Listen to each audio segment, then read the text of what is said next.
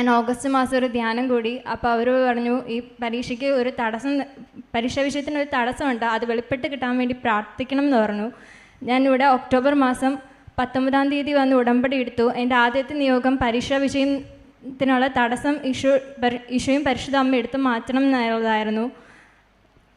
October 26-ാം തീയതി എൻ്റെ എക്സാമിൻ്റെ ഫീസ് അടയ്ക്കേണ്ട ഡേറ്റായി. അന്ന് ആ ഒരു സമയമായിട്ടും പരീക്ഷ വിഷയത്തിനുള്ള തടസ്സം എന്താണെന്നുള്ളത് വെളിപ്പെട്ട് കിട്ടിയില്ല.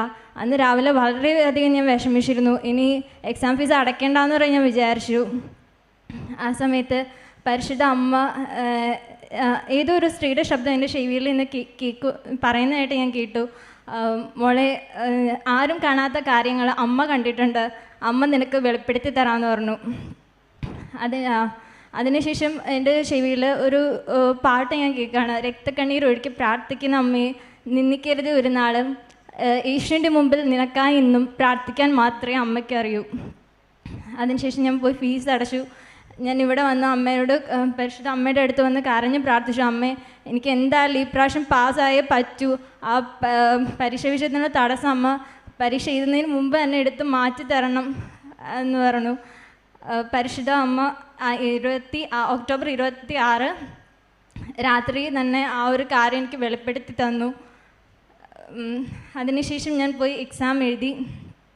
ഡിസംബർ മാസം ഞാൻ പോയി എക്സാം എഴുതി 2 സബ്ജക്റ്റ്.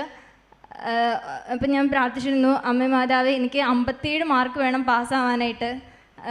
ക്വസ്റ്റ്യൻ പേപ്പർ ഞാൻ വായിച്ചു നോക്കിയപ്പോഴേക്കും 57 മാർക്ക് കിട്ടാനുള്ള ആൻസേഴ്സ് എനിക്ക് അറിയില്ല ശരിക്കും. ഞാൻ പരിശുദ്ധ അമ്മയെ മുറുകെ പിടിച്ച് പ്രാർത്ഥിച്ചു, അമ്മ മാതാവ് എന്നെ ഒന്ന് സഹായിക്കണേ എന്ന് പറഞ്ഞു. ആ സമയത്ത് എൻ്റെ ചെവിയുടെ അടുത്ത് വന്ന് എനിക്ക് ഉത്തരങ്ങളെല്ലാം, ഏതൊരു സ്ത്രീയുടെ ശബ്ദം എൻ്റെ ചെവിയുടെ അടുത്ത് വന്ന് എനിക്ക് ഉത്തരങ്ങളെല്ലാം പറഞ്ഞിരുന്നുണ്ടായിരുന്നു. ആ ഉത്തരങ്ങൾ ഞാൻ കംപ്ലീറ്റ് അതിൻ്റെ അകത്ത് എഴുതി വെച്ചു. അതിനുശേഷം ഫെബ്രുവരി മാസം ആദ്യ ശുപാർശ ഞാൻ ഇവിടെ വന്ന് അച്ഛനെ കണ്ടു. അച്ഛൻ പറഞ്ഞു, നീ അടുത്ത ആഴ്ച വന്ന് സാക്ഷ്യം പറയണം എന്ന് പറഞ്ഞു. ഫെബ്രുവരി 13-ാം തീയതി എൻ്റെ റിസൾട്ട് വന്നു. ഒരു സബ്ജക്റ്റിന് 57, അടുത്ത സബ്ജക്റ്റിന് 59 തന്ന് പരിശുദ്ധ അമ്മ അനുഗ്രഹിച്ചു.